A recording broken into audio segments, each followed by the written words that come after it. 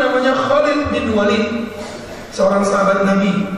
Bahkan bukan seorang pejuang biasa, melainkan beliau adalah seorang panglima perang yang dalam umurnya yang masih muda sudah mampu mengkondisikan peperangan. Jadi kalau dibilang pemuda itu gak berguna, pemuda itu generasi sampingan, fakta membuktikan, sejarah-sejarah telah membuktikan bagaimana dalam tinta-tinta emas seorang Khalid bin Walid, pemuda tapi mampu menjadi seorang panglima.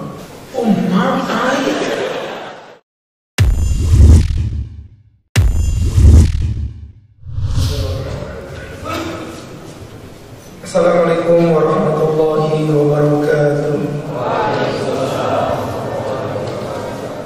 Alhamdulillah, hamdan yuwafi ni'amahu wa yukafi mazidah. Ya Rabbana lakal hamdu kama yanbaghi li jalali wajhika wa 'azimi sultanik. Allahumma salli wa sallim wa barik ala Rasulillah Muhammad ibn Abdullah al-mab'uts ila kafatil ummah wa ala alihi wa sahbihi wa mawala bi ihsani ila yaumil qiyamah.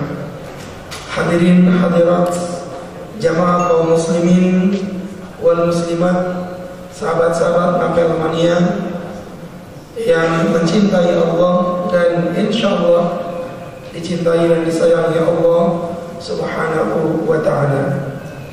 Alhamdulillah, pertama-tama dan yang paling utama, marilah kita panjatkan puja dan puji syukur atas nikmat yang tak terukur dari Sang Ilahi Rabbul Ghafur, yang mana Allah masih berkenan memberikan kenikmatan yang begitu besar kepada kita sehingga kita dapat berkumpul di kajian Ngapel, ngaji asik pemuda milenial. Karena kalau berbicara tentang pemuda ini memang unik. Kenapa kami katakan unik? Ya, karena memang pemuda itu tidak biasa. Nah, sesuatu yang tidak biasa itu maka disebut unik. Makanya pemuda itu unik karena memang tidak biasa. Jadi teman-teman yang berbahagia, apa yang membuat unik? Oh ya, sahabat-sahabatku yang berbahagia, dan tidaklah diutus seorang nabi kecuali dia adalah seorang pemuda. Maka kalau kita berbicara di titik ini, pemuda itu memang adalah pilihan-pilihan Allah. Bahkan dalam sebuah hadis yang masyhur mengenai tentang sab'atun yudhilluhumullahu yawma la dhilla illa dhilluh. Ada 7 orang yang akan dilindungi oleh Allah di hari yang tidak ada perlindungan kecuali perlindungan Allah Subhanahu wa ta'ala. Itu uniknya, yang lain menggunakan kata ganti rajulun, seorang laki-laki, seorang manusia, tapi ada satu item yang unik yang dikatakan wasyabun nasa'a fi ibadatillah, seorang pemuda yang hidup di jalan Allah Subhanahu wa ta'ala. Maka seorang pemuda dengan segala karakter kedahsyatan ini belakangan akhir zaman kita lihat sudah mulai berubah. Pemuda digambarkan sebagai karakter seorang pecundang, anak nakal, mencuri, merampok, begal dan lain sebagainya. Ini dogma yang tidak benar. Karena di dalam Islam pemuda sangat dihargai. Bahkan tadi saya katakan spesial. Jadi ada sesuatu yang tidak dimiliki yang bukan pemuda. Maka teman-teman yang berbahagia, kita bisa melihat bagaimana karakteristik pemuda di dalam Islam. Generasi pas. Ini beberapa item aja ya, tidak bisa menjelasin semuanya, tapi salah satunya Salman Al-Farisi. Ketika terjadi perang Khandaq, umat Islam terjepit oleh puluhan ribu pasukan kafir Quraisy. Seorang Salman Al-Farisi lah yang memberikan ide kepada Rasulullah, ya Rasul, tolong kita buat paret saja mengelilingi kota Madinah sehingga membuat orang kafir tidak bisa menyerang kita. Jadi artinya kalau kita pelajari jamaah kaum muslimin yang berbahagia, ide seorang Salman Al-Farisi direkam dalam jejak-jejak sejarah Islam. Maka muncullah yang disebut dengan perang Khandaq, yang kita kenal dengan perang Paret. Kemudian yang kedua, kita mengenal pula namanya Khalid bin Walid, seorang sahabat Nabi Bahkan bukan seorang pejuang biasa, melainkan beliau adalah seorang panglima. Seorang panglima perang yang dalam umurnya yang masih muda sudah mampu mengkondisikan peperangan. Jadi kalau dibilang pemuda itu gak berguna, pemuda itu generasi sampingan, fakta membuktikan, sejarah-sejarah telah membuktikan bagaimana dalam tinta-tinta emas seorang Khalid bin Walid, pemuda tapi mampu menjadi seorang panglima. Berikutnya adalah Imam Ali bin Abi Thalib, seorang pemuda. Bahkan dari kelompok pemuda, Imam Ali adalah kelompok yang pertama kali masuk Islam dari golongan para pemuda. Ali bin Abi Thalib seorang manusia yang Masya Allah dengan segala kelebihan, kecerdasan beliau. Ya, beliau ini intelektualitasnya luar biasa. Dulu Utsman bin Affan hendak merajam seorang wanita. Itu disebabkan karena apa? Waktu itu ada seorang laki-laki berkata, ya wahai Khalifah Utsman bin Affan, istriku ini ku nikahi anggaplah setahun misalnya. Kemudian tiba-tiba dia sudah melahirkan. Di saat umurnya itu, pernikahannya itu belum 9 bulan dengan saya. Berarti dia kan berzina. Kata Utsman, ya juga ya, berarti berzina. Kalau gitu dirajam. Walaupun si perempuan meles, tidak, aku tidak berzina. Datang Imam Ali bin Abi Thalib, dia seorang pemuda yang cerdas, berani mengkritisi seorang pemimpin, Khalifah Utsman bin Affan. Mohon maaf Utsman, tidak, kamu tidak boleh merajamnya karena kamu tidak punya saksi. Akhirnya kata Utsman, tapi dia sudah melahirkan kurang dari 9 bulan, artinya waktu dia menikah, berarti dia dalam keadaan hamil. Kemudian apa yang terjadi teman-teman yang berbahagia? Kata Imam Ali, tidak, perempuan hamil itu umurnya 6 bulan. Lihat, seorang pemuda melawan arus.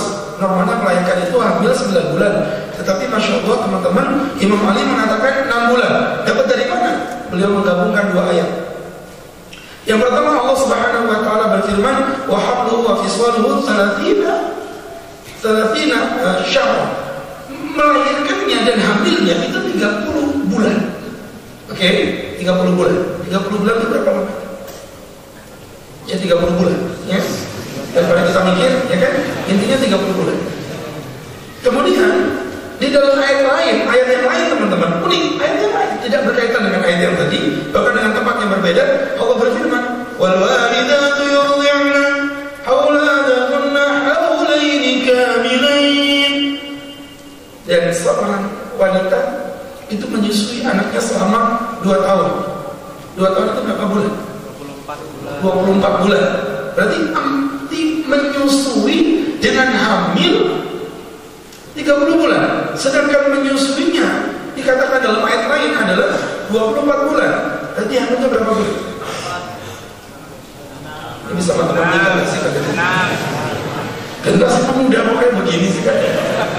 30 kurang 24 aja kok minggu. Jadi 6 bulan batas minimum kehamilan seorang wanita. Jadi Masya Allah teman-teman, kecerdasan Imam Ali ini generasi emas. Dan Imam Ali bin Abi Thalib ini pemuda, bukan pemudi. Kita lihat, ya jelas lah. Itu mikir kalian Masya Allah. Baik. Kemudian yang keempat, kita kenal juga seorang Usama bin Zaid yang di umur 18 tahun sudah diamanahkan menjadi sekretaris Rasulullah, mencatat wahyu-wahyu Allah. Ya, nah kesimpulan dari semua yang Ustaz jelaskan, ada Usama bin Zaid, ada Muhammad Al-Fatih, ada Ali bin Abi Thalib, ada Khalid bin Walid. Ya, dari semua para pemimpin pemuda-pemuda generasi emas di zamannya ini muncul dan mereka memiliki 3 karakter yang sama. Apa itu Pak Ustaz? Ada 3 karakter. Yang pertama namanya karakter keilmuan. Yang kedua namanya karakter rasa ghirah, kecemburuan terhadap hukum Allah atau semangat dan rasa cinta yang luar biasa. Dan yang ketiga, mereka memiliki sama-sama memiliki proses. Jadi kalau kita pelajari ada 3 karakter tadi dari seluruh para pemuda-pemuda yang hidup di zaman tersebut. Yang pertama tadi memiliki keilmuan. Jangan ditanya, para pemuda di zaman Nabi itu yang namanya majelis ilmu luar biasa. Semangat, mirip kayak teman-teman Napel ini semangat. Ya, luar biasa. Ustaz udah datang jemaahnya belum ada, nggak ada masalah. Semangat. Menimba ilmu begitu. Kan ingat ya, selalu saya ulang-ulangi, kalian tidak boleh berada di zona nyaman terhadap kebodohan. Karena begini, kemarin tuh ada anak-anak SMA itu sedang bilang ngaji ayat APL. Apa jawab mereka? Pak Ustaz, mohon maaf, kami ini ya namanya orang awam. Kami ini kalau bodoh ya dimaklumi lah. Namanya juga Allah itu akan memaklumi orang yang tidak tahu. Begitu kan Pak Ustaz? Sampai sepuluh deh. Capek deh. Memang betul. Orang yang tidak tahu akan diampuni Allah itu betul. Tapi ingat, kebodohan yang disebabkan atas keteledoran itu tidak akan menjadikan alasan di hadapan Allah. Yang diampuni itu kebodohan setelah ikhtiar. Contoh, Alhamdulillahirabbil alamin. Mas, alamin, ngalamin,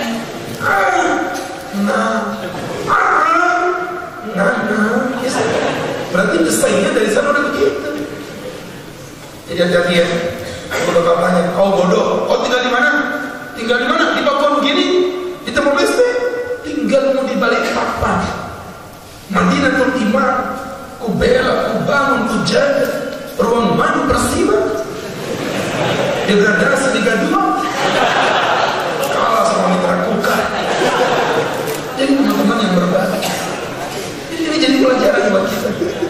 Ya, kebodohan itu tidak akan menjadi alasan. Jadi ilmu, karakternya keilmuan. Yang kedua tadi rasa cinta dan semangat. Ghiro, kecemburuan. Jadi zaman itu mereka kenapa bangkit perang melawan orang kafir? Karena mereka punya ghiro, kecemburuan ketika hukum Allah itu tidak dikerjakan. Orang kafir melecehkan agamanya, mereka bangkit. Beda dengan pemuda zaman sekarang. Melihat kemaksiatan dia, temannya pacaran, emang mau pikirin. Kan Ustaz sudah bilang, anak-anak ngapel itu bukan dididik jadi orang yang pintar. Enggak. Kalau pintar kalian kajian di luar juga banyak kok. Tapi teman-teman ngapel itu dididik untuk menjadi duta-duta Allah. Menjadi apa istilahnya? Agent Allah. Menebarkan kebajikan. Kalian harus punya ghirah. Ada teman kalian maksiat bangkit. Maaf mas, gak boleh.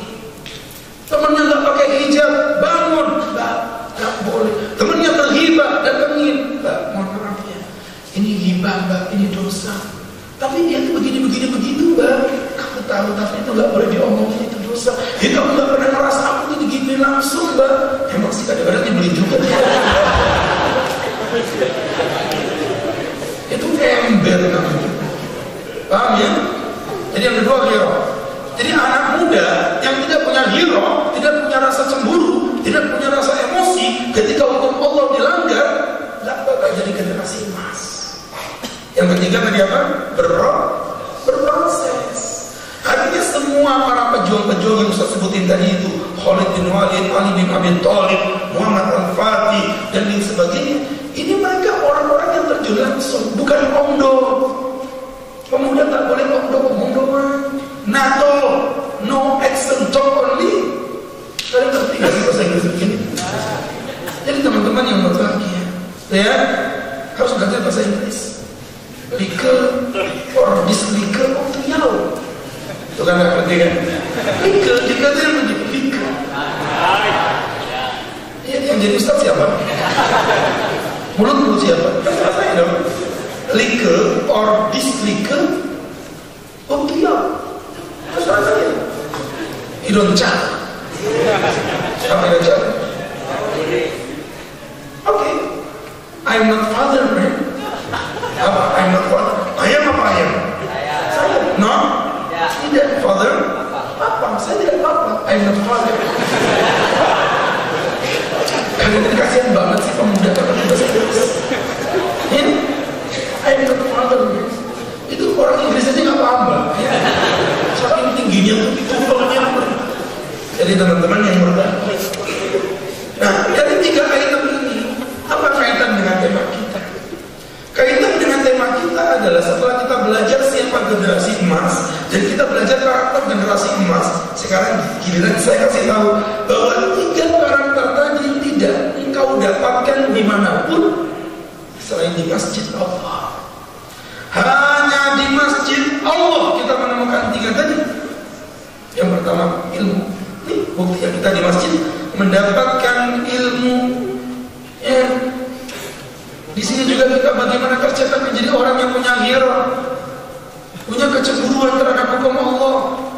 Dan di tempat ini pula kita berproses. Nanti akan Ustaz jelasin apa maksud berproses dalam hal ini. Teman-teman yang berbahagia, maka pemuda tidak bisa lepas dari yang namanya masjid. Tahu masjid ya?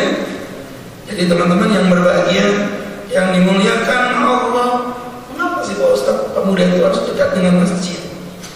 Yang pertama, saya bilang semua bergantung pada siapa sahabatmu.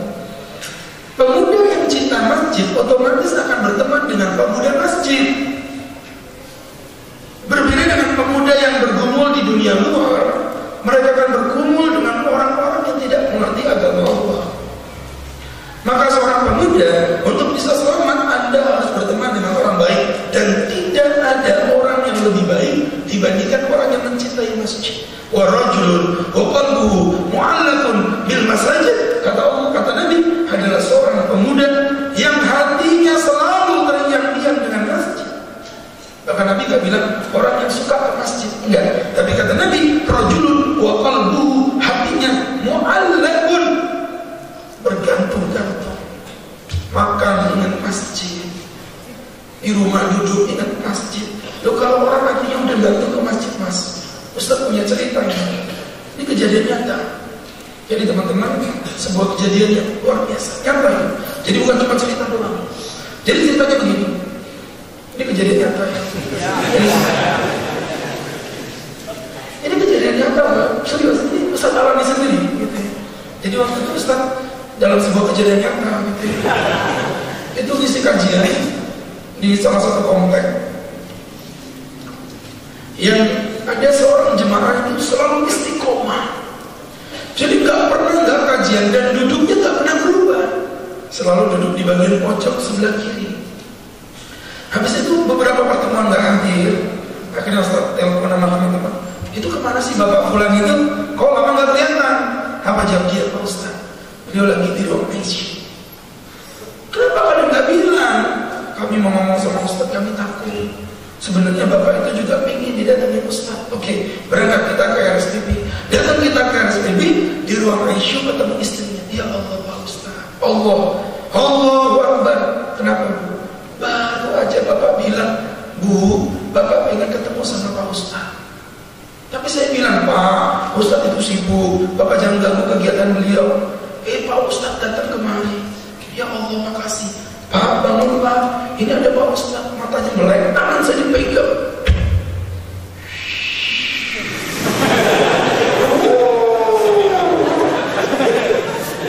Apa gak merinding saja? Pak Ustaz, aku kangen masjid. Allah, orang udah sekarat di ruang ICU sampai. Orang udah sekarat di ruang ICU, bisa-bisanya sempat-sempatnya mikirin, aku ingin ke masjid Pak Ustaz. Ya Allah, kita yang sehat-sehat begitu suruh ke masjid malas, apalagi subuh. Saya ini gak muda Mbak, saya udah tua juga, tapi kalau sholat subuh Ustaz ini di masjid paling ganteng. Serius, lawannya kai-kai semuanya. Beda kalau di masjid Ustaz. Kalau di masjid Ustaz ini karena Ustaz langsung mengawasi, alhamdulillah. Itu satu-satunya masjid mungkin di Balikpapan, di tempat Ustaz di Karangjati. Itu jemaahnya sampai full, keluar, karena nggak ada di dalam, di luar semua. Ya Allah, luar biasa. Ya, mohon maaf ya, masjid mana? Sebutin aja. Ketepatan Ustaz diberi izin Allah untuk isi kajian di masjid-masjid besar. Sudah saya lihat semua, segede apapun masjidnya, jemaahnya tetap dikit, apalagi subuh. Kasihan. Yang imamnya itu, yang jadi makmumnya itu, yang imamnya itu. Ada makmum satu, itu tuh imamnya bergaya balik badan, sawu subuh fakir, luruskan safnya. Kata yang belakang ambil sopo, enggak ada temannya kok sama insaf itu. Jadi teman-teman yang berbahagia, jelas ya. Jadi itu tadi kalau kita berbicara, engkau berteman dengan siapa? Almar'u ala dini khalili. Seorang manusia itu imannya bergantung pada siapa sahabatnya. Nah kalau kita dekat dengan masjid, berarti kita dapat lingkungan yang baik. Makanya jangan sampai kalian nggak kumpul ke masjid. Ayo buat kegiatan di masjid. Pak Ustaz, di tempat Ustaz mungkin enak ilmu udah jalan. Di tempat kami nggak ada. Nah justru beruntungan kalian. Kenapa? Ketika di masjid kalian, ketika di musola kalian nggak ada kegiatan ilmu, kalian beruntung. Kok bisa kan? Ya, karena dengan cara begitu berarti kalian punya satu proyek besar yang akan menjadi amal jariah buat kalian. Kumpulin, yang datang cuma 3 orang, biarin. Ya, 3 orang adain kumpul bareng. Bagaimana menghidupkan pemuda di masjid? Ayo kita giatkan kegiatan ini bang. Ayo deh, siap, bismillah, Allahu Akbar, begitu. 3 orang, tapi buat logo. Jadi benar-benar serius. Logo Irma. Ketuanya yang pertama, wakilnya yang kedua, sekretaris yang ketiga. Habis sudah dari anggotanya. Tidak apa-apa, ya. Begitu teman-teman, kita harus dekat masjid supaya lingkungan kita baik. Seorang Agus Khairul Huda, alhamdulillah dengan izin Allah. Semoga Allah jaga Ustaz tidak berzina. Itu bukan karena Ustaz imannya tebal, tapi karena Ustaz berkumpul dengan perempuan-perempuan soleha. Coba Ustaz digoda sama perempuan cewek pendek-pendek, bajunya seksi, mas, mampir mas. Lah, apalah? Tidak. Gratis mas lah. Lah apa mas, lanjut terus.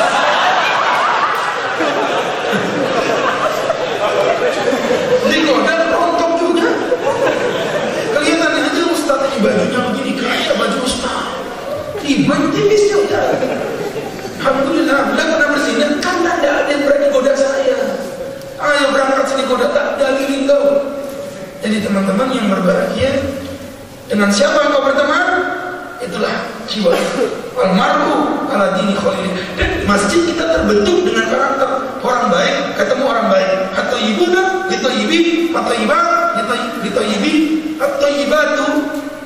Ini kalau kita pelajari, laki-laki yang baik akan bertemu dengan laki-laki yang baik. Oke? Jadi teman-teman yang berbahagia, perempuan yang baik ketemu dengan perempuan yang baik. Insya Allah masjid menjadi salah satu wasilah untuk kita bertemu dengan orang yang baik. Kemudian yang kedua, pemuda maksimum kekuatan, minimum pengalaman. Nah di masjid kita akan belajar maksimum kekuatan. Kekuatan itu digunakan untuk memberikan yang terbaik. Tapi minimum pengalaman, karena minim pengalaman, nanti di situ ada pengurus yang lebih tua. Memang kadang-kadang agak sedikit nyebelin berurusan dengan mereka yang lebih tua. Kalian ngapain ngeliatin saya kayak begitu? Artinya apa? Artinya kalau kita pelajari teman-teman, yang dimuliakan Allah harus sabar menghadapi orang yang lebih tua. Kemudian yang ketiga adalah ajang melampiaskan minat bakat yang baik. Ya, jadi kalau kadang-kadang orang maksiat itu bukan karena dia pengen maksiat, Pak. Tapi orang maksiat itu dikarenakan dia nggak punya kerjaan. Ya, teman-teman yang berbahagia, yang dimuliakan Allah. Hanya mohon maaf, orang yang suka pacaran, orang yang suka main-main video game yang nggak jelas, itu kebanyakan adalah orang-orang yang memang nggak punya kerjaan. Makanya sehingga jeda waktu yang kosong ini dimasuki oleh setan. Dan kalian sebagai anak masjid beda. Waktu kosong gunakan untuk masjid. Maka kita nggak sempat untuk berpikir bagaimana kita mau bermaksiat. Oke? Kalau kita kumpul orang banyak, maksiat itu muncul ketika kalian sendirian. Karakternya manusia teman-teman, itu akan muncul maksiat kalau dia sendirian. Fitrahnya manusia itu bermaksiat itu malu kalau bareng-bareng. Itu fitrah ya. Makanya pernah nggak kalian melihat ada orang berzina di lapangan Merdeka hari Minggu pagi? Di sampingnya lele Salome. Jangan dibayangin.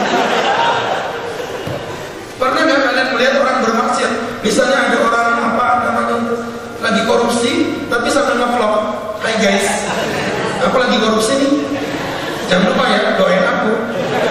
Mudah-mudahan korupsiku barokah. Like and subscribe. Gak ada. Orang maksiat itu pasti sebenarnya sepi-sepi. Nah kalian makin sepi, makin pikirannya curang, pikirannya ngeres. Kalau lagi bahagia, pengennya nonton sesuatu yang tidak boleh. Kalau lagi sedih, pengennya bunuh diri. Itu setan. Kalian jangan pernah sendirian. Berkumpul dengan teman yang baik. Ajang melampiaskan kegiatan positif. Ya, 3 masjid kenapa menjadi landasan dasar seorang pemuda. Nah cuma kan begini hebatnya Pak Ustaz ya. Kenapa Pak pemuda itu gak terlalu suka datang ke masjid? Nah di sini Ustaz akan jelaskan ada 4 alasan kenapa pemuda itu malas ke masjid. Nah ini 4 alasan ini bukan artinya menjadi alasan ya udah kalau kita udah mau ke masjid, bukan. Tapi justru 4 alasan ini harus kita lawan sehingga ini menjadi solusi agar kita senang ke masjid. Yang pertama,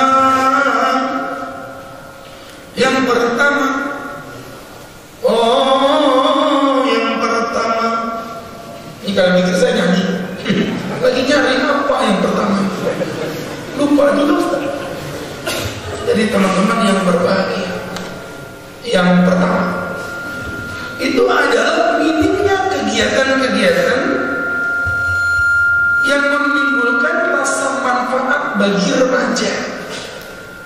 Mohon maaf, kadang-kadang pemuda itu pikir ke masjid ini pembahasannya itu orang tua semua ya. Makanya kalau pengajian di masjid-masjid saya jarang lihat pemuda. Tapi alhamdulillah kenapa ngapel sudah masuk beberapa bulan, alhamdulillah jemaahnya tetap istiqomah. Apa yang membedakan? Apa karena pengurusnya hebat? No. Apa karena ustadznya keren? No. Walaupun ada dikit-dikit. Apakah kalian di sini dikasih uang? Enggak. Apa kalian di sini dikasih kue? Enggak. Di luar mungkin banyak pengajian yang lebih keren konsumsinya. Kalian datang ke sini itu satu alasannya. Apa? Karena kalian menemukan ada sesuatu yang kalian butuhkan. Itu konsepnya. Makanya temanya ya berkaitan dengan anak muda. Ya. Jomblo pasti akan berlalu. Itu kan bagus banget buat kalian. Walaupun itu sangat menyengsarakan buat saya itu. Saya mikir apa dalilnya ini ya. Jadi teman-teman yang berbahagia, yang dirahmati Allah. Nah yang pertama teman-teman, ini minimnya kegiatan yang dirasakan manfaatnya langsung oleh para pemuda. Dan teman-teman, kalau membuat kegiatan nanti Irma, bla bla bla dan lain sebagainya, kalian jangan pecah kemana-mana. Fokuslah pada kegiatan yang anak muda di situ suka. Begitu. Contoh misalnya Ustaz, anak-anak suka olahraga. Jangan dimulai dari kajian. Buat olahraga. Main bulu tangkis. Atau yang muda misalnya futsal. Atau yang gampang lagi misalnya badminton dan lain sebagainya. Gak apa-apa. Tapi komitmen ketika adzan harus berhenti. Tinggal satu Pak Ustaz. Last point. Begitu. Di depan masjidnya Pak Ustaz itu ada salon potong rambut untuk laki-laki. Hanya untuk laki-laki, bukan perempuan. Hanya untuk laki-laki. Nah kalau udah ada, stop. Jadi botak setengah. Permisi Pak, ini berhubung udah adzan, jadi kami mau tutup. Kalau Bapak mau pergi, silakan, gratis bayar. Tapi kalau Bapak mau sholat dulu, monggo. Nanti kita lanjutkan setelah sholat. Oh maaf, loh, jangan meremehkan bahasa-bahasa begitu loh. Itu akan menjadi bahasa gaul di 2021. Setelah Balikpapan menjadi ibu kota. Bukan lo, gue, Ikam, Ulun, Ba'ampi.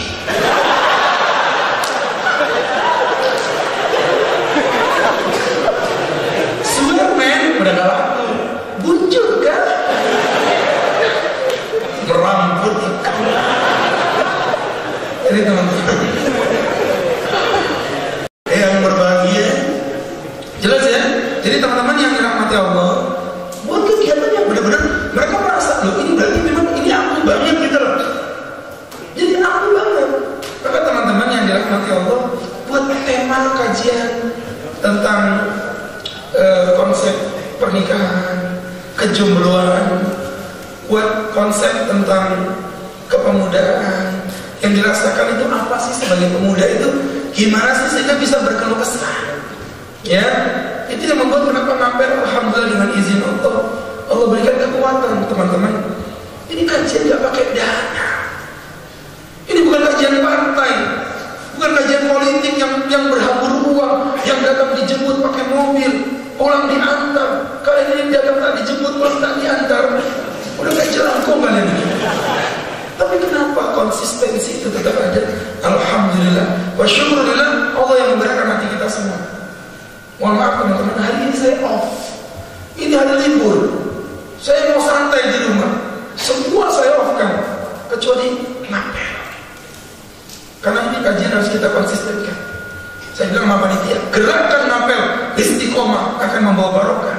Kasarannya, walaupun saya nggak ada pun, maksudnya keluar kota, bukan meninggal loh, awas ya. Ini Pak, teman-teman yang dirahmati Allah, jelas ya? Itu teman-teman yang dimuliakan Allah, yang pertama. Yang kedua, minimnya kegiatan-kegiatan yang menampung minat para pemuda. Jadi kegiatan kita tuh kebanyakan apa ya? Ya nggak ngerti itu maunya pemuda apa. Coba buat kegiatan yang kira-kira minat itu tersalurkan. Contoh kita adakan lomba, ya lomba puisi, tapi isinya tentang mencintai Nabi. Kita ada lagi lomba, kalau perlu khutbah langsung di atas mimbar, nggak pakai bangku, praktek di atas mimbar. Oh, berkhutbah itu nggak gampang teman-teman. Makanya belajar. Nanti boleh kapan-kapan kita ada khusus menjadi khotib. Oh, berapa enggak? Karena khotib ini penting. Nanti ada khotib kami undang, Pak Ustaz tenang aja, nggak bisa begitu. Karena kejadian di masjid, khotibnya ditelepon, datang Pak Ustaz, datang. Memang si khotib nggak bohong, dia udah di motor. Tapi kan khotib manusia, bannya bocor. Akhirnya berhenti. Nyari tambal gak ada, HP ketinggalan, gak bisa konfirmasi, pengurus bingung, ini gimana nih? Gak ada yang khotib ini, ditelepon gak angkat, akhirnya jemaah udah resah, pengurus maju ke depan. Bapak-bapak sidang Jumat yang berbahagia, berhubung khotib tidak datang, maka sholat Jumat kita tunda ke hari Sabtu.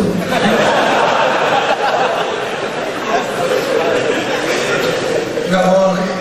Makanya teman-teman, ayo belajar semuanya, pemuda. Lomba berceramah kultum, lomba adzan, lomba ngaji, lomba jadi imam, mendapatkan Muzammil Award. Ngerti nggak sih? Lomba ceramah, Agus Kamil Huda Award. Jadi teman-teman yang berbahagia, ayo bismillah. Kemudian yang ketiga, masjid itu terkadang tidak memberikan peluang dan ruang untuk pemuda. Ini problemnya kadang-kadang beberapa masjid yang didominasi oleh kaum tua. Jadi kadang pemuda itu jadi malas gitu ya. Ngapain juga Pak Ustaz saya datang, saya juga nggak dihargai, saya juga nggak dikerjakan dan sebagainya. Ini kesalahan dari orang-orang yang tua tadi. Harusnya diberikan kesempatan. Ya kalau saya pribadi malah serem. Yang mikir orang tua, yang kerja anak muda. Langsung kerjanya nyata. Kemudian yang keempat teman-teman, mohon maaf ya, yang membuat kadang-kadang kurangnya silaturahim. Anak muda itu hidupnya bersosial. Makanya kalau kita lihat anak muda itu sebenarnya nongkrong bareng, ngadain klub-klub, ya bukan klub malam ya, tapi klub-klub kebajikan. Kita buat kegiatan-kegiatan, ya misalnya buat hijau lumut syariah, ikatan jemblur lucu dan imut syariah. Begitu. Kalian buat kegiatan-kegiatan yang sifatnya komunitas, pecinta sedekah, pecinta alam, nggak apa-apa, selama nilainya positif, ya. Nggak boleh nanti ngadain kajian-kajian atau ngadain apa klub-klub yang istilahnya berbau haram, itu diharamkan oleh Allah Subhanahu wa Ta'ala. Maka disinilah yang sering Ustaz bilang, pemuda adalah generasi yang paling dominan sebenarnya. Maka ketika pemuda nggak cinta masjid, berarti sama dengan umat Islam nggak cinta masjid. Emang yang paling banyak pemuda kok. Ya, jadi kalau pemudanya nggak cinta masjid, jangan berharap generasi ke depan masih cinta kepada masjid. Ayo cinta masjid. Kalau bukan kita yang menghidupkan masjid ini, siapa lagi?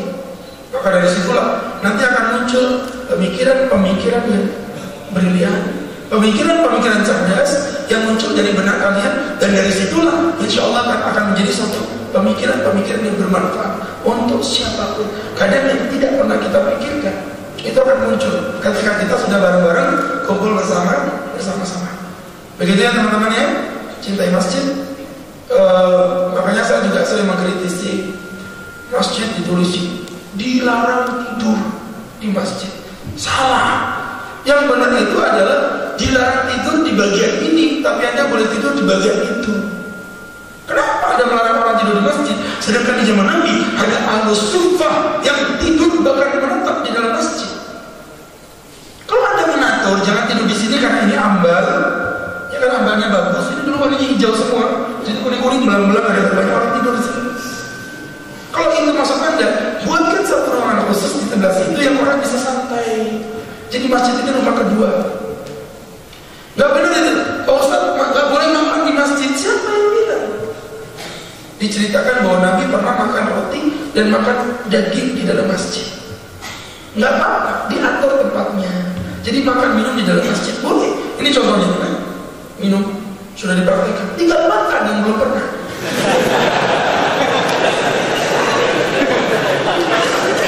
Ibnu Umar itu di zaman muda, beliau itu tidur, makan, minum di masjid. Ya, jadi teman-teman, mohon maaf, biasakan kita tuh. Teman-teman malam minggu udah nongkrong di masjid aja yuk, tiduran bareng, subuh bangun. Ya, subuh bangun ikut sholat subuh berjamaah, pulang. Lalu itu di beberapa perkampungan, di pedesaan-pedesaan, di daerah Jawa maupun Sumatera, seperti itu pemuda itu kalau malam minggu, berapa tak tidur di rumah, tidur di masjid. Oh begitu. Jadi masjid ini kayak rumah kita yang kedua. Memang kami lagi memproses dan sempat ngobrol juga dengan teman-teman di DMI. Kami butuh masjid yang ramah pemuda. Jadi jangan disalahkan, pemuda ke masjid. Ya iya, dengan ramah kok. Kayak tadi tuh, masjid nggak boleh buat tidur. Siapa bilang? Masjid nggak boleh dibuat makan minum. Yang ngomong siapa? Karena Ibnu Umar makan minum tidur di dalam masjid. Dan itu dicontohkan di zaman Rasul, dan Rasul tidak mengingkarinya. Bahkan ahlus sunnah tinggal tidur di dalam masjid. Begitu. Tidur di dalam masjid, bangun-bangun azan, sholat. Jangan tidur di masjid, azan subuh pulang. Jadi begitu ya teman-teman yang berbahagia. Intinya begini, yang Ustaz maksudkan adalah pemuda adalah harapan bangsa. Pemuda adalah pemegang tali estafet perjuangan baginda Rasul. Itu tidak mungkin kita dapatkan kalau kalian tidak menjadi generasi emas. Generasi emas hanya muncul dari kecintaan kita kepada masjid Allah. Itu semoga bisa bermanfaat dan dapat diambil hikmah untuk kita bersama. Seperti biasa teman-teman, saya tidak berpanjang dan tidak berlebar. Kalau saya panjang-panjang juga wajah kalian nampaknya nggak paham banget gitu. Untuk itu kita buka sesi tanya jawab, baik berkaitan tentang masjid maupun di luar dari tema seperti biasa. Kita buka seluas-luasnya. Silakan teman-teman. Silakan.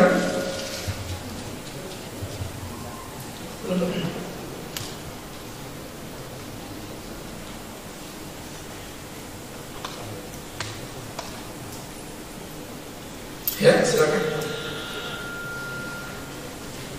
Pertanyaan pertama, bagaimana jika dalam satu kampus orang atasnya tidak mendukung kegiatan lomba dakwah, lembaga dakwah, bahkan menyebarkan paham radikal? Bagaimana solusi Ustaz terhadap anggota dari lembaga dakwah di kampus tersebut? Oh, maksudnya kita ngadain lomba yang bersifat Islami, kita dipersusah. Yang ada lembaga kampus itu malah menyebarkan paham-paham yang bersifat radikal. Jadi begini teman-teman, makanya Ustaz sering bilang, la Islam illa bil jamaah. Tidak ada Islam tanpa jamaah. Wala jama'ata illa bil imarah. Dan tidak ada jamaah tanpa kepemimpinan. Wala imarata illa bil ta'ah. Dan tidak ada kepemimpinan tanpa ketaatan. Maknanya apa? Untuk memberikan yang terbaik, memang kita harus merebut kekuasaan. Gak boleh umat Islam jadi bawahan. Gak boleh, umat Islam harus disupport memegang kekuasaan. Nah kayak begitu dimuncul kenapa? Karena antum hanya menjadi bagian dari bawahan itu sendiri. Ya, kalau memang mereka yang mendominasi seperti itu, ya memang susah. Tapi kalau kita mau berjuang, kita perjuangkan. Apa salahnya kegiatan ini? Kalau antum hanya mengikuti pendapat antum, ini lembaga dakwah bakal bubar. Karena nggak semua seperti antum. Apalagi kalau sudah menyebabkan paham-paham radikal, bagaimana membuat orang Islam menjadi benci dengan orang kafir secara berlebihan, membabi buta. Nggak boleh. Orang kafir ini dibagi menjadi dua. Ada kafir dhimmi, ada kafir harbi. Dhimmi itu yang tidak menyerang kita nggak boleh jahat sama mereka. Tapi kalau harbi, mereka nyerang kita, lawan. Ente jual, ane beli. Begitu. Ya kan? Jangan kita manusia, kucing aja diinjek gigit kok. Gitu loh. Jadi artinya apa? Teman-teman yang berbahagia, seekor hewan pun akan membela dirinya. Kalau itu berbeda. Nah kalau radikalisme yang Anda maksudkan adalah membenci setiap orang yang berbeda agama, bahkan membenci setiap orang, maaf, naudzubillah, yang sama-sama Islam, tetapi berbeda pemahaman. Ketemu, assalamualaikum, itu tuh udah langsung dijawab. Dilihat tuh mukanya, ais, dinyal, bukan bubuhan. Ini tuh pahamnya kada paham sunnah aja.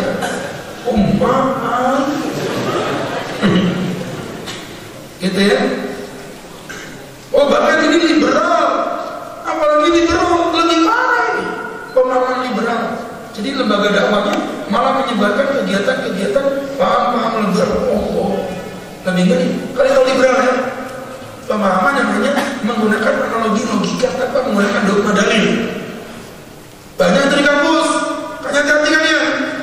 Kemarin saya ceramah tentang kurban. Dikasih HP-nya buat saya. Pertanyaannya pakai HP, keren.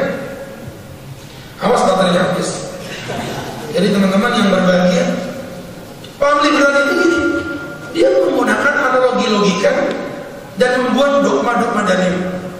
Saya kemarin ceramah di salah satu kampus terkenal di Samarinda. Saya nggak bisa sebutin nama kampusnya. Inisialnya gak usah, gak enak ya. Karena ini live. Sekarang ini Masya Allah ternyata Nampel udah nyampe sampai ke Samarinda. Makanya teman-teman yang berbahagia di kampus ini, saya lagi ceramah tentang bab kurban. Ada seorang perempuan berparas ayu cantik, umur 21 tahun, mata belotot, hidung mancung, bibir mungil, tinggi badan 173, lebar badan 29,4 cm. Ini manusia apa tongkat ya? Apa yang terjadi? Saya lagi ceramah tentang kurban. Interupsi Pak Ustaz. Ya Mbak. Pak Ustaz, mohon maaf ya. Itu apa ya? Hewan yang gak boleh dikurbankan itu apa tuh? Ada 4. Yang pertama awra, buta. Al-bayyin awra, yang jelas butanya. Yang kedua arja. Al-bayyin arjua, buntung yang jelas buntungnya. Yang ketiga maridhah. Al-bayyin mardua, yang sakit-sakitan yang jelas sakitnya. Yang keempat adalah hazila, halati la tungko, yang terlalu kurus, yang sangat kurus sekali wujudnya. Itu hadis sahih. Sahih. Riwayat siapa? Barra bin Azib. Diriwayatkan di mana? Ibn Majah. Tapi hadis ini berlawanan dengan logika. Saya nggak terima Pak Ustaz. Wih, bisanya ini hadis sahih Mbak. Kok kamu tolak gimana? Nggak bisa kan? Kalau saya itu nggak boleh kurban hewan yang kurus, wajar karena nggak ada dagingnya. Kalau saya nggak boleh kurban yang berpenyakit, wajar mengurangi kualitas dagingnya. Kalau saya nggak boleh kurban yang kakinya buntung, wajar mengurangi berat dagingnya. Tapi kalau saya nggak boleh kurban yang matanya buta, apa hubungannya? Mau saya nggak makan matanya kok? Ya, memang dari sana itu begitu. Gimana sih? Gak bisa Pak, ini gak logis.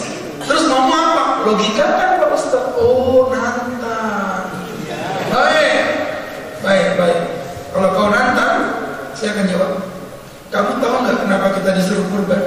Nggak tahu Pak Ustaz. Itu hewan kurbanmu akan menjadi kendaraanmu menuju surga. Lah kalau sapimu bingung, matanya buta.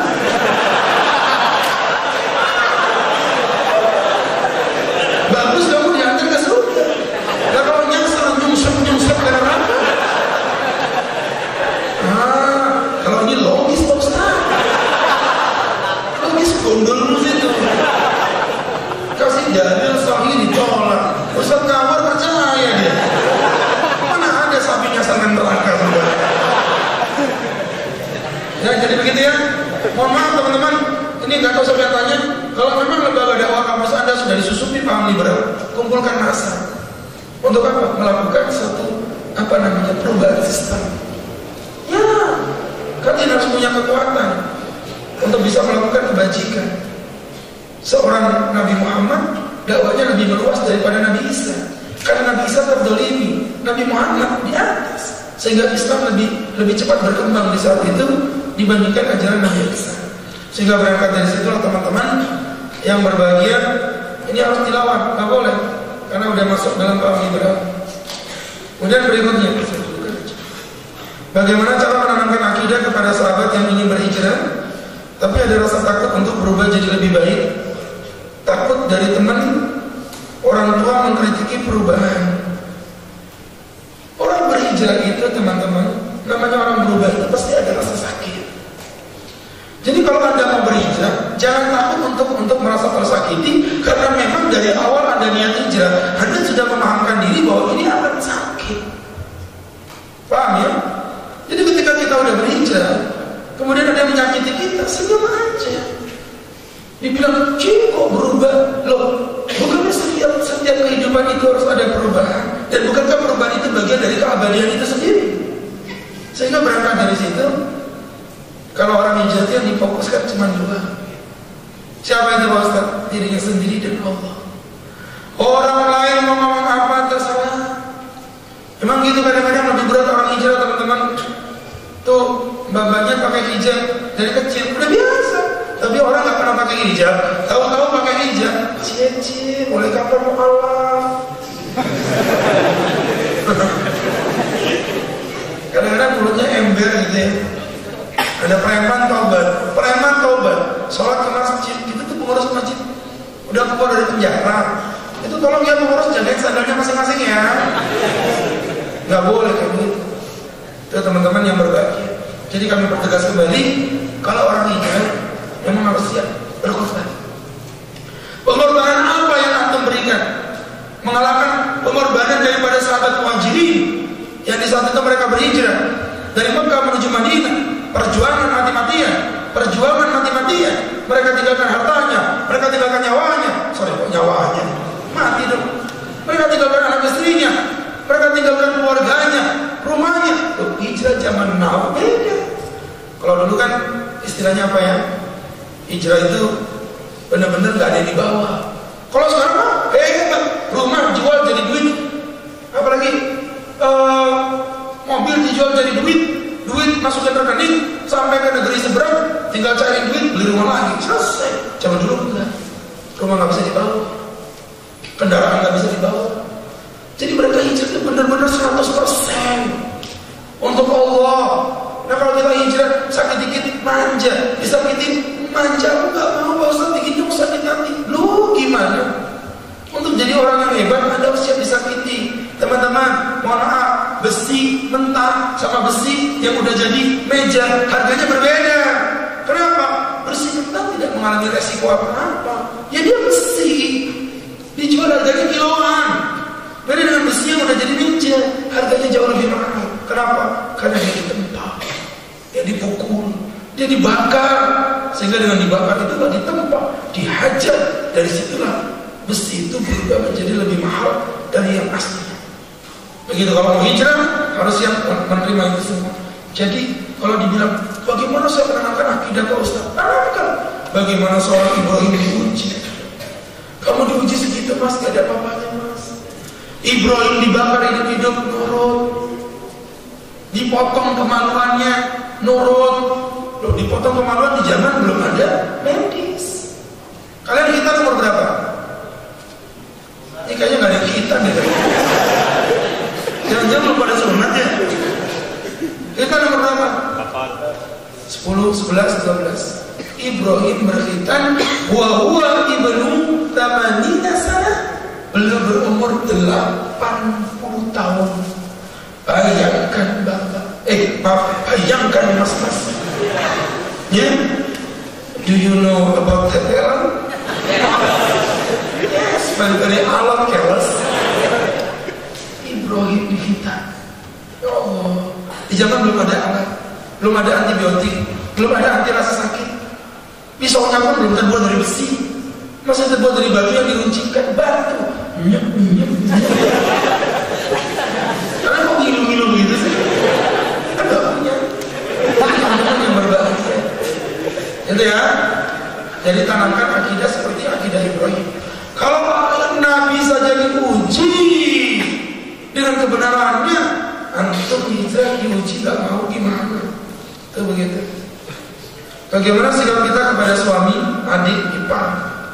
Suami, adik, ipar. Berarti bukan adik kita itu ya? Iya. Ini aneh matanya. Bagaimana sikap kita kepada suami, adik, ipar yang berjualan narkoba? Apakah dilaporkan ke polisi atau gimana? Jazakumullah khair. Jadi gini teman-teman, ya. Ketika kita melihat ada saudara kita bermaksiat, yang kita lakukan itu namanya standar dakwah step by step. Pertama omongin baik-baik. Ya omongin baik-baik, Mas, gak boleh jual narkoba, hukumnya haram. Namanya juga narkoba. Jangan macam-macam. Nah, itu api. Koba, berani kau koba, api. Begitu maksudnya. Narkoba. Terserah agak maksa. Jangan Mas, dosa Mas. Gak boleh Mas. Sampai kan begitu. Udah diomongin, bang, ya udah. Naik fase yang kedua, agak sedikit ditekan. Ancaman, Mas. Demi Allah aku cinta sama kamu Mas. Kamu saudaraku. Tapi kalau kayak gini caranya, kamu gak mau berubah, hati-hati loh ya. Aku akan laporkan kepada orang tua. Masa gak berubah juga? Aku akan laporkan kepada polisi dalam bentuk ancaman. Nah kalau udah sampai di level ini masih gak ada perubahan, mohon maaf, kalau memang itu bisa menjadikan dia jerah, silakan laporkan kepada polisi, gak apa-apa. Untuk kebaikan dia. Tapi itu akan menyakiti perasaannya Pak Ustaz. Loh, bukankah seorang dokter untuk mengangkat penyakit yang ada di tubuh pasiennya akan melukai kulitnya? Terkadang luka itu bagian dari rasa cinta. Seperti itu. Jadi boleh dilaporkan polisi? Boleh. Tetapi dengan catatan setelah adanya step by step dalam nilai dakwahnya. Assalamualaikum Pak Ustaz. Bagaimana cara kita mempersatukan pemuda yang berbeda latar belakang agar bersatu demi kejayaan Islam tanpa adanya sifat asabiyah? Sifat asabiyah itu hanya muncul karena kebodohan. Karena dia jarang ikut taklimnya cuma dari satu orang ustaz dan dia tidak membuka pemikirannya kepada ilmu yang lain, muncullah sifat asabiyah itu. Jadi kalau misalnya di tempat kalian ada perdebatan yang sifatnya adalah asabiyah, panggilkan seorang ustaz guru di bidangnya yang mampu menjelaskan tentang perbedaan di antara ulama. Syukur-syukur bisa memberikan ilmu kajian tentang fikih muqarrin, fikih perbandingan, seperti yang kemarin kita sudah jelaskan juga dalam bab sholat. Kalau ada khilaf ini dijelaskan. Kenapa sih kalau ada orang yang misalnya contoh perempuan yang bercadar, kalau ada perempuan yang tidak bercadar, itu khilafiyah. Jelaskan. Kalau yang bercadar punya dalil, yang tidak bercadar juga punya dalil. Yang bercadar itu pendapatnya Imam Syafi'i, pendapatnya Imam Ahmad. Sedangkan yang tidak bercadar itu adalah pendapatnya Imam Abu Hanifah dan Imam Malik. Pendapat ini semua berbeda pendapat disebabkan karena surat An-Nur ayat yang ke-31. Wala yubdina zinatahunna illa ma dhahara minha, dan tidaklah perempuan itu diperbolehkan mempertontonkan auratnya kecuali apa yang nampak darinya. Perempuan itu wajib menutup seluruh auratnya, dari pucuk rambut sampai pucuk kaki, semuanya aurat.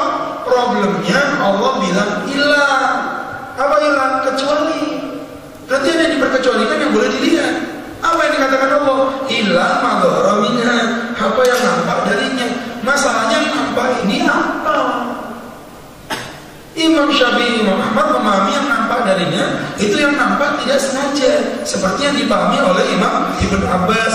Jadi perempuan itu semuanya aurat kecuali yang nampak tidak sengaja. Itu pendapat Ibn Abbas. Nah, sebagian ulama lainnya mengatakan ilama doraminya, kecuali yang nampak darinya itu maksudnya yang nampak dari wajah dan telapak tangan. Dan ini tafsir yang diterjih oleh pendapat At-Tabari dan beberapa sahabat lainnya. Sehingga berangkat dari situ khilafnya ada, sudut pandangnya ada, pendapat yang lebih roji yang ini, yang kuat yang itu, dikarenakan dalilnya ini itu, dan lain sebagainya. Kalau kayak gitu, pemikiran kita bahas hasobiyah hanya muncul dari kebodohan.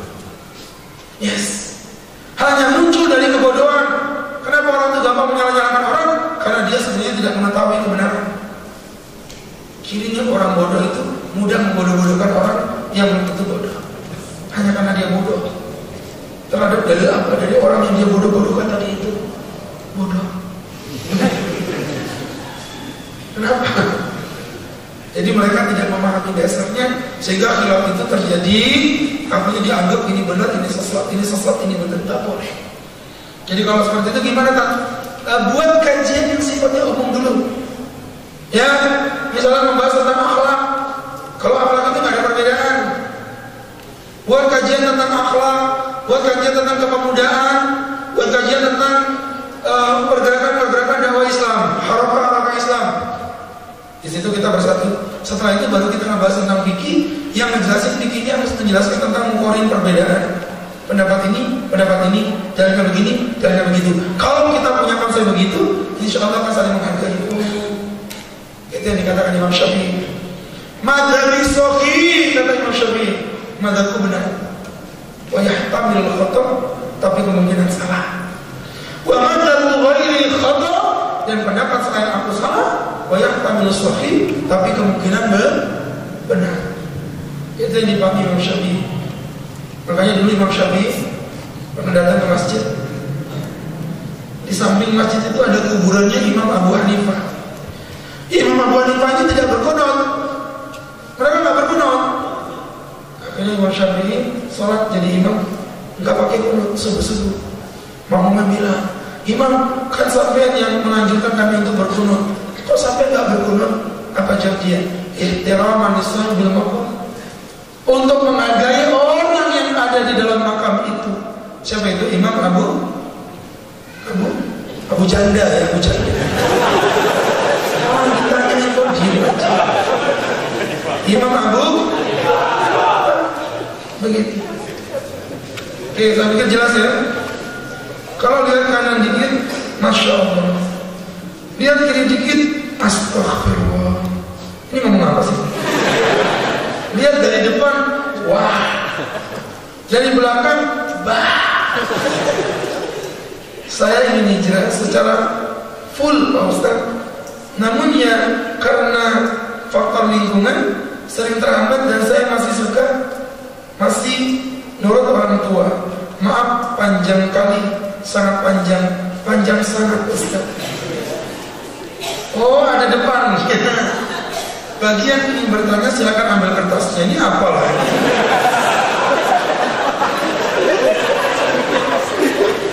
Bagaimana caranya agar bisa berubah ke yang lebih baik secara keseluruhan? Di mana saya dihambat dengan kantor lingkungan yang cukup ekstrim karena saya tinggal di kampung baru Pak Ustaz. Kalau lihat kanan dikit, Masya Allah. Lihat kiri dikit, Astagfirullah. Lihat ke depan, wah. Dari belakang, wah. Saya ingin hijrah secara full Pak Ustaz. Namun yang karena faktor lingkungan sering terhambat dan saya suka masih ikut orang tua. Ya intinya begini, dia tuh ingin hijrah secara sempurna, tapi kesusahan. Kenapa kesusahan? Karena tidak didukung oleh faktor lingkungan yang baik. Saya sendiri nggak mau menyebutkan nama daerah, tapi Anda yang menyebutkan tadi ya. Jadi gini, kalau memang Anda sadar lingkungan Anda tidak mendukung Anda untuk berbuat baik, tidak mesti Anda pindah. Tapi yang penting Anda harus berhijrah, mencari komunitas yang kira-kira membuat Anda mudah beribadah. Paham? Pak Ustaz, saya tinggal di lingkungan yang tidak ada kajian. Itu bukan artinya kalian menyalahkan lingkungannya, tapi kalian harus berkreatif. Dengan zaman teknologi, sekarang sudah ada YouTube, sudah ada Google, sudah ada kajian-kajian dan lain sebagainya. Mau diikuti? Ya, kajian apapun silakan, termasuk yang Ustaz buat, ya ada link untuk komunitas Kopi Mocha, komunitas pecinta fikih moderat dan terbuka. Bisa di follow di Instagram maupun di Facebook ataupun di YouTube. Jadi teman-teman, di situ kajian-kajian kita akan share melalui link digital. Nanti ke depan kita akan buka pertanyaan umum. Ini belum, masih permulaan. Jadi begitu ya teman-teman ya. Keluar, cari komunitas di luar yang kira-kira membuat kalian jadi orang baik. Nah kalau masalah ikut orang tua, tergantung apakah orang tuanya memerintahkan Anda pada sesuatu yang salah atau enggak. Kalau sesuatu yang masih enggak salah, cuman kurang afdol, tetap diikuti. Tapi kalau sesuatu yang nyata-nyata udah salah, udah haram, apalagi kalau haramnya sudah disepakati ulama ijma, apalagi udah masuk ranah kesyirikan, nggak boleh. Fa in ja'aka an tusyrika bima laysa laka bihi ilmun fala tuti'huma. Kalau bapak ibu ngajak kamu pada kesyirikan yang kamu tidak punya ilmu di dalamnya, fala tuti'huma, jangan ditaati. Berarti kita durhaka sama orang tua Pak Ustaz? No, ada lanjutan ayatnya. Wa sahibahuma fid dunya ma'rufa, dan gaulilah orang tuamu dengan cara yang bajik di dunia. Masalah akhirat lakum dinukum waliyadin. Tapi urusan dunia cium tangan, hormati dia. Sakit apa? Mau cebok gak bisa cebok, cebokin. Sakit gak bisa jalan, kendong. Walaupun berbeda agama, itulah Islam yang indah. Tapi kalau urusan akidah gak bisa. Akum dinukum waliyadin. Assalamualaikum Pak Ustaz, saya mau bertanya. Saya rajin selalu mengingatkan saudara maupun teman untuk berbuat baik, namun saya selalu merasa sulit ke masjid, selalu pikiran kacau. Ini apa hubungannya sih kalian? Pertanyaannya itu bukan susah jawabannya, susah memahaminya. Saya ulangi lagi ya. Saya mau bertanya, saya rajin selalu mengingatkan saudara maupun teman berbuat baik. Oke ya, berarti. Namun saya selalu merasa sulit ke masjid. Apa hubungannya? Ini kalau ke orangnya saya tendangin orangnya.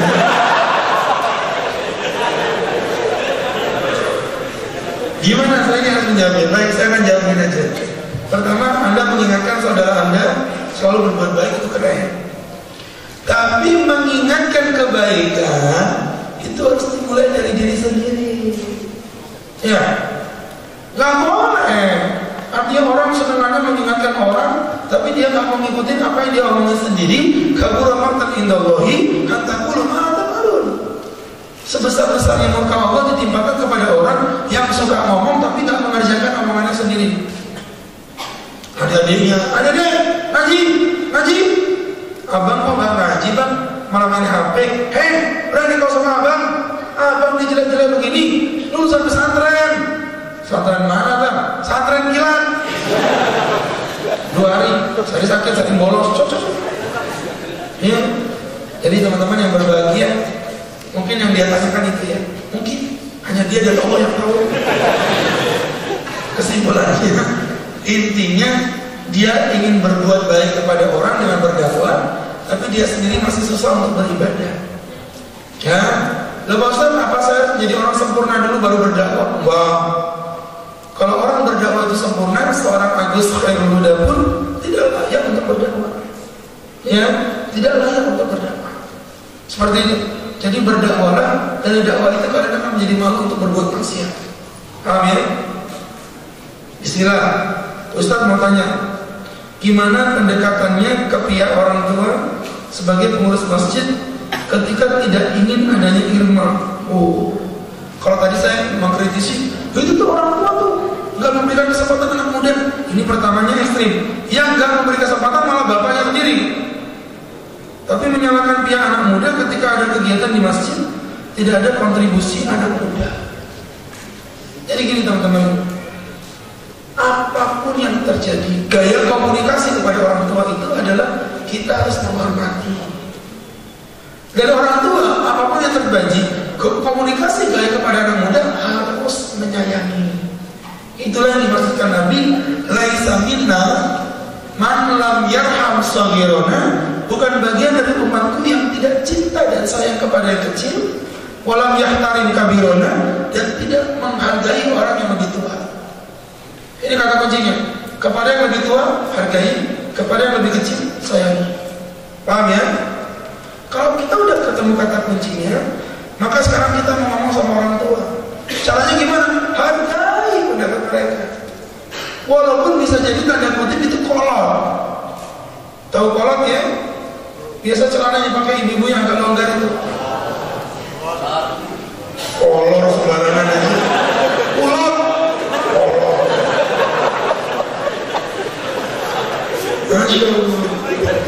Ini nuansanya pada mancing emosi saya. Baik. Jadi itu teman-teman, itu tadi namanya kolot. Maka datangin. Kalau orang Jawa itu nyebutnya kulonwun. Apa kulonwun itu? Kalau orang Karangjati itu nyebutnya excuse me. Ya, datangin 5 orang, 10 orang datang. Bahkan kalau perlu hargai dengan cara apa? Mohon izin dulu, Pak Anci, mohon maaf, kami dari anak muda dari 2 orang ingin ketemu. Yang ngomong itu jangan yang tanya ini, yang tanya ini anaknya. Jangan, suruh orang lain. Ini mau ngobrol Pak Haji sebentar. Ya sudah malam ini ya. Baik Pak Haji datang. Jelaskan, Pak Haji, kami anak-anak Irma punya kegiatan bla bla bla. Nah kami juga ingin kerjasama dengan bapak-bapak pengurus masjid. Kalau bapak-bapak pengurus masjid punya pekerjaan apa, kami disuruh nggak apa-apa Pak Haji. Kami anak-anak muda ini siap kok membantu. Ikuti aja alur berpikirnya. Ketika kalian udah jadi panitia, munculkan sesuatu yang unik. Contoh, misalnya, mohon maaf ya, panitia mengadakan acara syukuran Idul Adha, ada daging-daging kurban. Anak muda tampilkan, buat dari kertas bentuk kambing-kambingan, apa namanya, bagikan ke anak-anak kecil, ya, dan lain sebagainya. Adakan lomba-lomba buat adik-adik kecil, menebak bentuk-bentuk hewan, dongeng-dongeng kambing, ketemu sama unta, Mbin, iya unta, apa kabar Mbin? Aku udah meninggal dunia. Paham ya? Nah, di sela-sela itu nanti orang tua akan berpikir, anaknya ini kreatif juga ya. Gitu loh maksud Ustaz. Tapi jangan yang ini ya, karena di statusnya kan anaknya pengurusnya ceritanya. Orang lain suruh maju ke depan, mas kalian berpikir, nanti orang di belakang syukur. Iya Mbak, kasihan Mbak, anak-anak muda harus digerakkan Mbak. Begitu, nggak berani Pak Ustaz, orangnya angker, tulisnya aja 5 meter. Panggil Ustaz yang sudah kong kali kong dengan kalian. Pak Ustaz, kami punya kendala begini. Oh ya sudah, nanti tolong ceramahnya begini. Pak Haji, malam ini ada Ustaz berceramah, kami mohon izin ini. Boleh nggak masalah biaya transportasi kami yang tanggung? Ya sudah apa? Nah, ceramah di sini dibahas biar enak ngomong. Ya, sebagian lagi saya yakin orang tua itu nggak semuanya begini. Maka kalian cari orang tua yang support kalian, bukan untuk madu domba ya, tapi tujuannya untuk mencari dukungan. Gimana ya Pak Haji? Haji yang itu nggak memperbolehkan. Haji siapa? Haji Muhyiddin. Haji Muhyiddin ya? Jualan bubur. Begini, jadi itu trik-triknya begitu kurang lebih. Bagaimana hukumnya bila seorang akhwat memiliki saudari tiri dan tinggal serumah dengan saya dan orang tua? Bagaimana cara menjaga batasan aurat bagi saya akhwat dengan saudara tiri saya? Gini ya, ini saudari tiri yang gimana nih? Karena saudari tiri itu pemahamannya bisa jadi 2. Kalau saudara tiri maksud Anda adalah bapak Anda menikah dengan janda, bapak Anda itu menikah dengan janda, Anda anaknya bapak tadi kan? Atau gimana ya? Gini aja gini, Ustaz Agus menikah dengan seorang perempuan namanya Dewi Persik. Dewi Persik kan banyak mas. Nah Ustaz punya anak, Dewi Persik punya anak, begitu. Maka Ustaz dengan Dewi Persik namanya suami istri.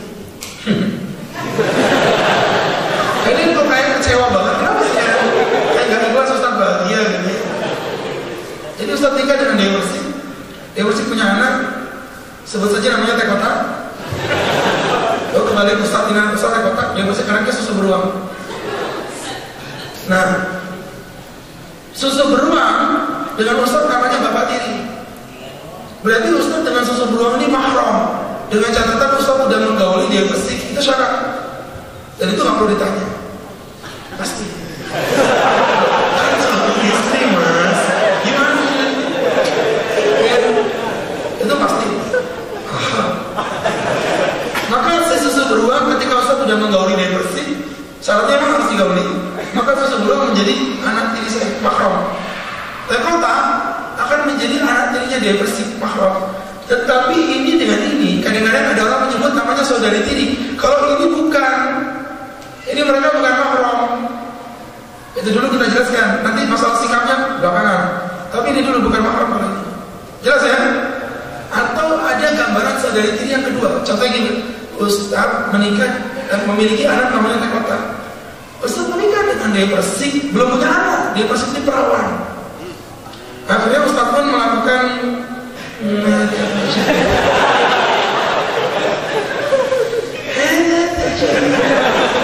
ya kan? Akhirnya dari situ si Dewi Persik hamil. Anaknya namanya susu beruang. Nah kalau ini beneran, ini namanya saudari tiri. Karena bapaknya satu, ya kan? Walaupun ibunya dua. Ibunya Teh Kotak dengan perempuan sebelumnya namanya Ayu Ting Ting. Kemudian Ustaz menikah dengan Dewi Persik. Berarti susu beruang dengan Teh Kotak ini namanya saudara sebapak. Nah ini mahram kalau ini. Oke, jelas ya?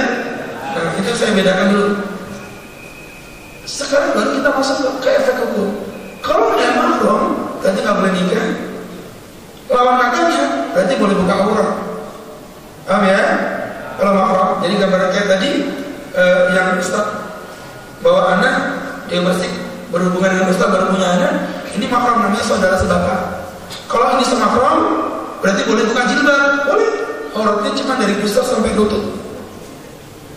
Tapi kalau gambaran yang pertama tadi, yang Ustaz bawa anak, yang Persik bawa anak dengan anak ini bukan mahram. Bukan. Karena bukan mahram, berarti harus menjaga aurat. Jadi kalau pertanyaannya tadi, bagaimana batasan aurat saya? Batasan auratmu dengan yang tadi itu sama dengan auratmu sama Ustaz. Paham? Bukan siapa-siapa. Maka semua wajib tertutup kecuali wajib telapak tangan menurut sebagian ulama. Jelas ya? Jadi itu maksudnya. Ini saudari tiri seperti itu. Baik. Jangan terlalu sering tiri, nanti nabrak. Oh kiri.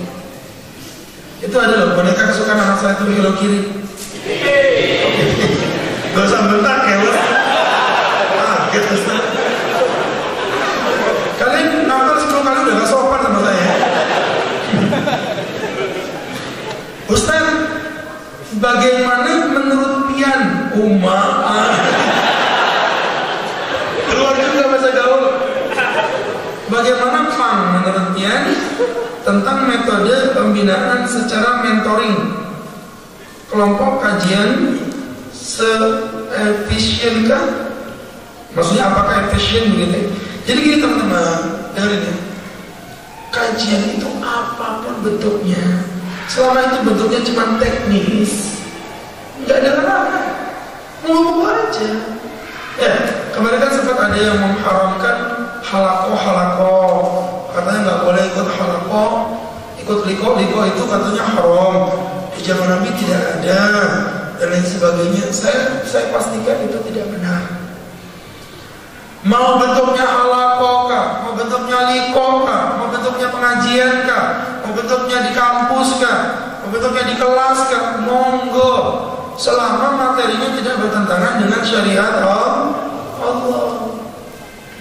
Tapi itu Pak Ustaz, model liko itu mereka tuh punya aturan berjenjang, nanti sekian baru naik lagi jenjang.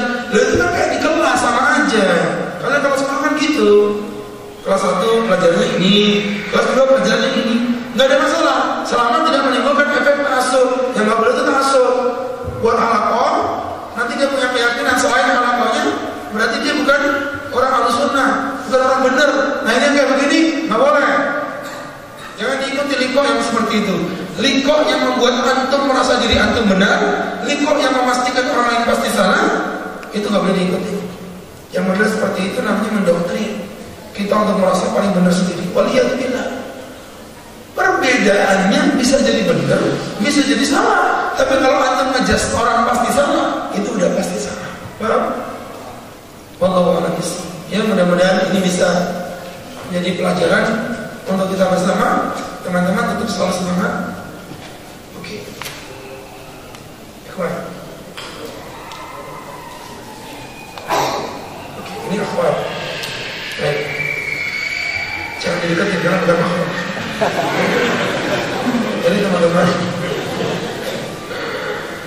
untuk seperti biasa kita masuk sesi yang kedua. Yang ketiga berarti ya, maaf. Sesi yang ketiga adalah sesi tanya jawab. Pertanyaannya adalah, teman-teman yang dirahmati Allah Subhanahu wa taala, siapa yang bisa menyebutkan 4 tokoh pemuda? Ya, silakan. Dalam generasi emas ya.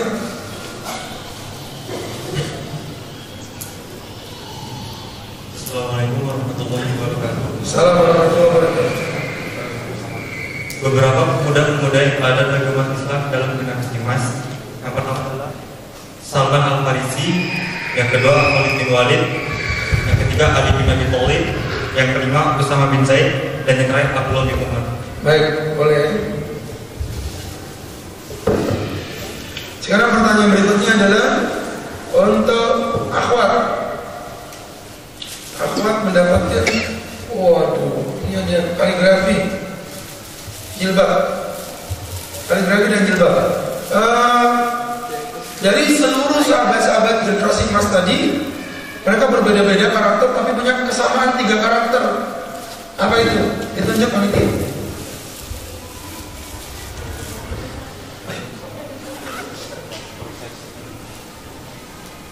Assalamualaikum warahmatullahi wabarakatuh. Assalamualaikum. Karakter yang pertama yaitu karakter keilmuan, yaitu yang memiliki keilmuan. Yang kedua karakter giroh, yaitu yang memiliki kecemburuan atau rasa cinta dan semangat. Yang ketiga adalah berproses.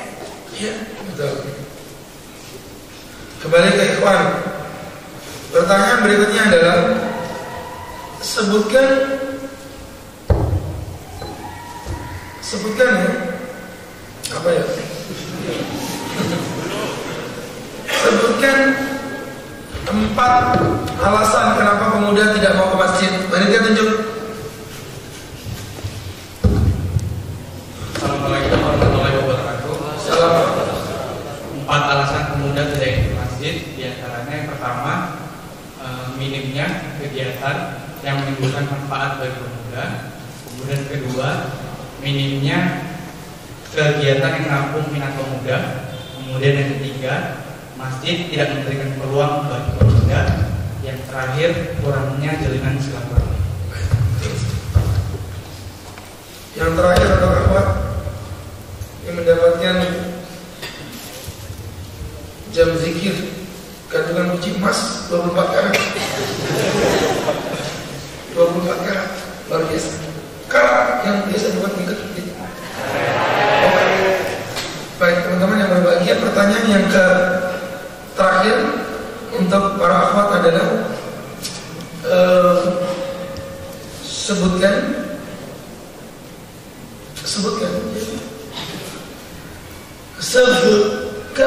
apa ya? Lagi ngeblank kan saya. Sebutkan siapa nama istri-istri Ustaz yang ada dalam cerita tadi. Enggak, bercanda ya. Baik. Untung istri saya benar nggak datang hari ini. Baik. Jadi teman-teman yang berbahagia, Ustaz ingin kalian menyebutkan untuk akhwat, siapa yang bisa menyebutkan daripada 3 nama istri baginda Rasulullah SAW? 3 istri aja. 3 aja.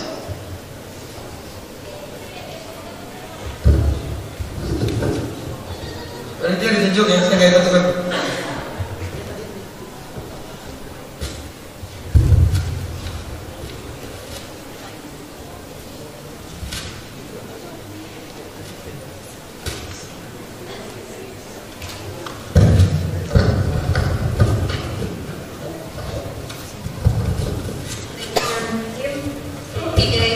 Rasulullah yang pertama Siti Khadijah sama Siti Aisyah. Itu dua ya. Khadijah, Zainab, Aisyah. Khadijah, Zainab, siapa lagi? Aisyah. Oke, betul. Zainab itu malah ada dua sebenarnya, jadi 4 ya. Baik. Baik teman-teman yang berbahagia, itu untuk sesi ketiga kita kali ini, dan alhamdulillah sudah kita rampungkan dan kita selesaikan. Insya Allah berjumpa di 2 pekan ke depan. Jadi sekali lagi teman-teman, tidak perlu mendapatkan undangan ya, tidak perlu mendapatkan undangan. Kasarnya kalau misalnya panitia baru akan mengaji, lupa nge-share pun, pokoknya teman-teman kalendernya diputerin 2 pekan, 2 pekan, 2 pekan. Selama bukan hari Idul Fitri, Idul Adha, insya Allah kajian ini tetap jalan ya, per 2 pekan sekali. Tetap semangat, ajak teman-teman yang lain untuk meramaikan kajian ini, insya Allah berbaik kita. Kita cukupi dengan bersama-sama berdoa. Oh, ada panitia, silakan. Baik teman-teman sekalian, sebelum kita masuk ke sesi terakhir yakni doa dengan Ustaz sudah, masih ada sedikit tambahan hadiah karena di malam hari ini merupakan chapter spesial untuk ngapel atau ngaji asli anak muda milenial. Ada sedikit tambahan hadiah dari panitia buat teman-teman.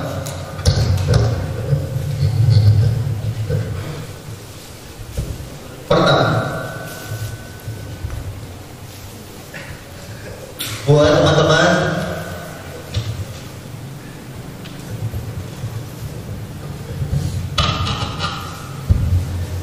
pertama kita ke teman-teman Ahwat dulu. Saya mau tanya buat teman-teman Ahwat, siapa yang paling banyak hadir di ngapel? Bisa angkat tangan mungkin, nanti maju ke depan.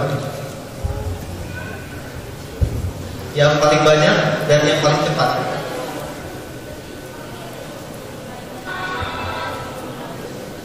Siapa? Angkat tangan aja, jangan malu-malu. Hadir. Ada? Ada yang angkat tangan? Lumayan nih. Kalau nggak ada, kita jual. Ada? Oke, kita tunggu. Ahwat mas. Kalau ada ya. Iwan. Kita langsung ke Iwan dulu. Siapa yang paling banyak datang ke kakak? Iya. Yang dua boleh maju ke depan. Oke, kenal banyak. Ganti. Siapa? Masih rambut dari depannya. Siapa yang paling banyak? Gak apa-apa, angkat tangan aja. Gak ditanya macam-macam. Angkat tangan aja. Tapi alhamdulillah Ustaz, berarti orang-orangnya jujur ya. Yang 10 kali datang ada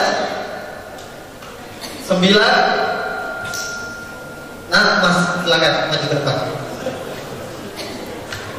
Saya 10 kali.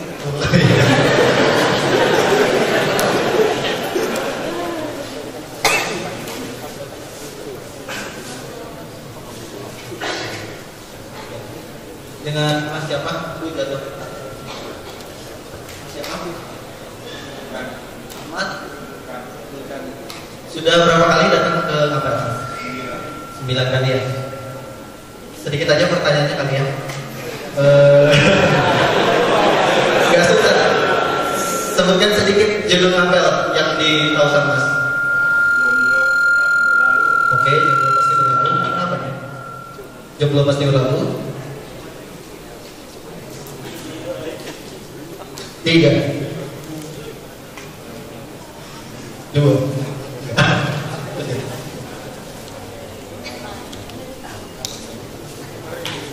yang kemarin malam ini juga nggak apa-apa. Oh iya, nggak apa-apa. Cuma iseng-iseng sudah. Alhamdulillah. Terima kasih ya. Masih di motor dulu. Lanjut ke teman-teman Ahwat. Ada yang mau ngaku? Ada? Angkat tangan aja kalau apa? Di belakang ya? Oh iya boleh. Saya titip mic-nya. Tolong.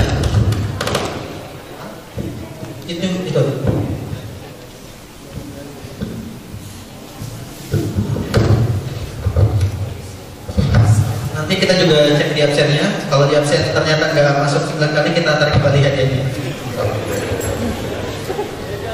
Kejam kita.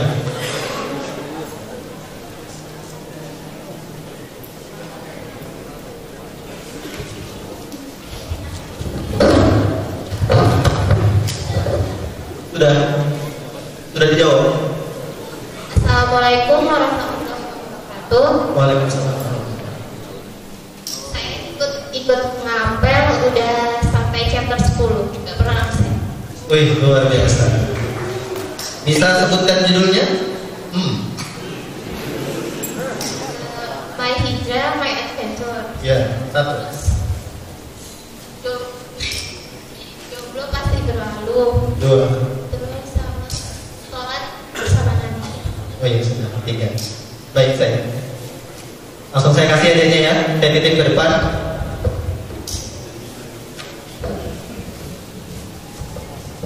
Ya, selamat dapat apa ini? Hijab. Ya, makasih. Ya, langsung saja teman-teman, saya kembalikan ke Ustadz Agus untuk memimpin sesi terakhir pada kajian ngapel malam hari ini. Langsung saja kita ke doa yang dipimpin oleh Ustadz Agus selanjutnya. Silakan Ustadz.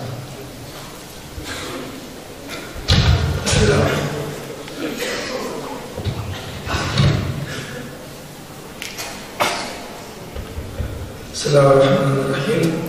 Sama-sama kita berdoa kepada Allah Subhanahu wa taala. Bismillahirrahmanirrahim. Alhamdulillahirabbil alamin. Salatu wassalamu ala sayyidil mursalin wa ala alihi wa sahbihi ajma'in.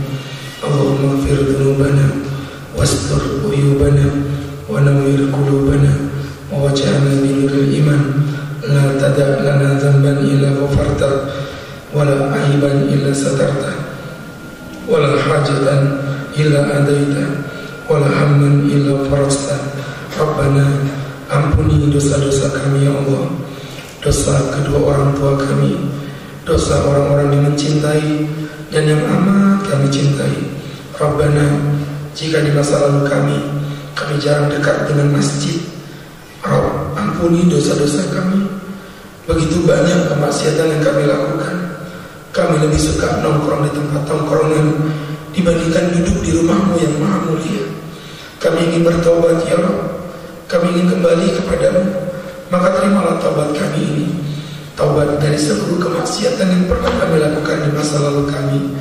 Rabbana, terima kasih Kau pertemukan kami dengan majelis taklim yang penuh dengan berkah ini, sehingga membuat kami semakin banyak memiliki teman, sehingga kami semakin banyak untuk memiliki sahabat. Maka dengan teman-teman dan sahabat ini, kami mohon ya Rabb, masukkan kami ke dalam surga bersama seluruh keluarga besar ngapel yang ada di masjid ini ya Rabb. Rabbana, kami mohon kepadamu, dosa kami begitu besar membunuh, namun kami yakin ampunan dan kasih sayangmu lebih besar dari tumpukan dosa yang kami miliki di masa lalu kami, terkhusus dosa kami kepada kedua orang tua kami ya Rabbana, kepada ayah kami yang telah bekerja dengan begitu semangat untuk bisa menafkahi hidup kami, kepada ayah kami yang bahkan mendoakan kami di saat kami tidak menyadarinya, kepada ayah kami yang selalu mengangkat kami di saat kami ketiduran di luar rumah ataupun ketiduran di luar ruangan, beliau yang mengangkat kami ke dalam kamar kami. Rabbana, kami bersumpah demi keagunganmu, ayah kami telah melaksanakan kewajibannya dengan sebaik-baiknya kepada kami, maka kami mohon jangan Kau biarkan lapan api neraka menyentuh kulitnya ya Allah. Begitu pula kepada ibu kami mohon kepadamu ya Allah, berkailah ibu kami, cintailah ibu kami. Jika ibu kami masih hidup, berkailah hidupnya, jauhkan dari penyakit apapun yang menimpa dirinya, atau jika mereka memang sudah sakit, maka kami mohon sembuhkan penyakit-penyakitnya ya Allah. Begitu pula kepada ibu kami, jika memang ibu kami telah meninggal dunia, lapangkan kuburannya, lapangkan kuburannya ya Allah. Berapa banyak kalimat-kalimat yang menyakiti perasaannya ya Allah. Berapa banyak sikap-sikap kami yang melukai hatinya ya Allah. Padahal mereka lah yang telah melahirkan kami, Mereka berjuang dengan tetesan darah, mempertaruhkan nyawa untuk mengeluarkan kami sehingga kami dapat mencicipi indahnya hidup di muka bumi yang fana ini. Betapa bodohnya kami ya Allah, yang tidak menyadari keindahan orang tua kami. Rabbana, berikan kami kesempatan untuk membahagiakan hati orang tua kami. Maka jadikan kami anak-anak yang saleh. Jadikan kami qurrata ayun bagi kedua orang tua kami. Maka berikan kami kekuatan untuk selalu datang dan duduk di dalam masjid-masjid-Mu yang mulia, agar kiranya orang tua kami bangga dengan apa yang kami lakukan ini ya Allah. Rabbana, Engkau yang memerintahkan kami untuk berdoa. Kini kami telah berdoa, maka pertemukan kami dengan kajian apel di kajian-kajian berikutnya. Namun jika Engkau mengambil nyawa kami, namun jika Engkau memang berkehendak mengambil nyawa kami, maka matikan kami dalam keadaan husnul khatimah ya Allah. Jangan Engkau matikan kami dengan keadaan su'ul khatimah. Rabbana, Engkau maha melihat, lihatlah tangan kami. Engkau maha memandang, pandanglah wajah kami yang memelas penuh ibah ini ya Allah. Kami mohon Rabbana, jadikan kajian ini sebagai syafaat yang kelak akan menyeret kami masuk ke dalam surga-Mu. Jauhkan kami dari api neraka-Mu yang membakar tubuh kami. Rabbana ya Hayyu ya Qayyum, birahmatika nastaghits wa min adabika nastajir, birahmatika la takilna ila anfusina wa la ila ahadin min khalqika tarfata 'ain. Rabbana atina fid dunya hasanah wa fil akhirati hasanah wa qina adzabannar. Sallallahu ala sayyidina Muhammad nabiyil ummi wa ala alihi wa sahbihi wa sallam, warzuqna lahu mutaba'ati lahu zahiran wa batinan ya arhamar rahimin. Bi subhanaka rabbika rabbil izzati amma yasifun, salamun alal mursalin, walhamdulillahi rabbil alamin. Sahabat-sahabat yang berbahagia, semoga Allah memberkahi kita. Billahi taufiq wal hidayah. Assalamualaikum warahmatullahi wabarakatuh.